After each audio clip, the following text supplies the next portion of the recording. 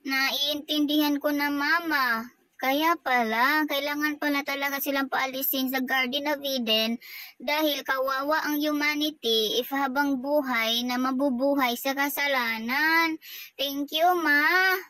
Kaya talagang somehow, kahit mahirap man tanggapin, somehow yung death is a blessing.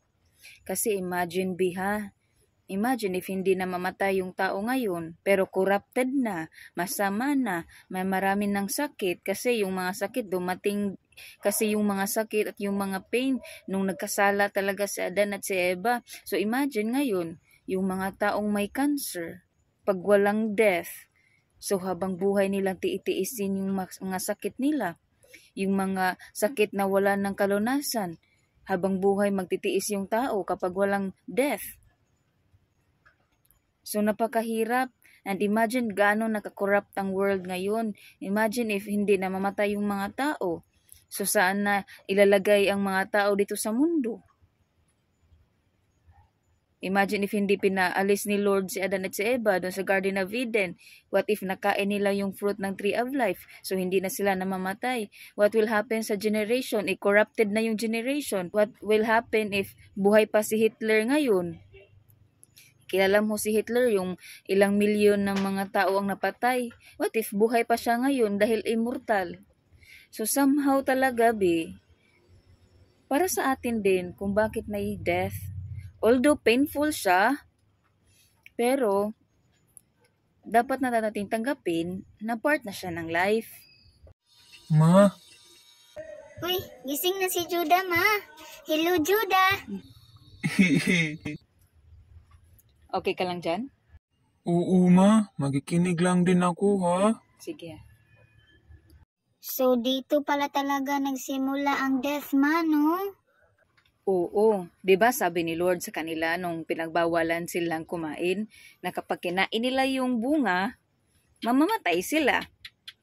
Diyan nagsimula yung death dahil nag-disobey sila. Ay, Ma, may tanong pala ako. Kapag hindi ba kinain ni Adan at ni Eva yung prutas, magkakaanak ba sila? Yes, of course. Magkakaanak pa rin sila, kahit hindi nila kinain yung bunga ng kahoy. Kasi, yung story na nagkasala si Adan at si Eva, nasa Genesis chapter 3 yan. Tinatawag yang the fall of man. Pero, yung nasa Genesis chapter 1 verse 28, may kasalan kasi na naganap na between Adam and Eve. So, napag-isa na sila ni Lord sa Genesis chapter 1 pa lang, at sabi ni Lord sa kanila, go to the world and multiply. Kaya, magkakaanak pa rin sila. Yun nga, immortal din yung mga anak nila, supposed to be. Kaya kung ano yung puno, yun din yung bunga. Ma, if ang tao is naging masama dahil sa sin, bakit yung ibang aso din? Kinakagat kami ni Judah. Yes, ma. Sad to say, B-boy, hindi lang kami yung affected ng sin. Yung affected ng sin, lahat ng creation. Lahat ng creation dito sa mundo naging corrupt. Yung mga kapwa niyo animals, nag-aaway-away niya. Hindi yan ganyan before. Yung mga kapwa niyo animals, yung mga malalaki, kinakain na yung maliliit. Kaming mga tao, nagkakasakit na. Kaming mga tao, nagkakasakitan din. Inaaway din namin yung kapwa-tao namin. Kasi nga, naging corrupt na ang creation. Nung ginawa ni Lord yung mundo, it was all perfect. Sabi nga niya, diba? It was good. Walang bad.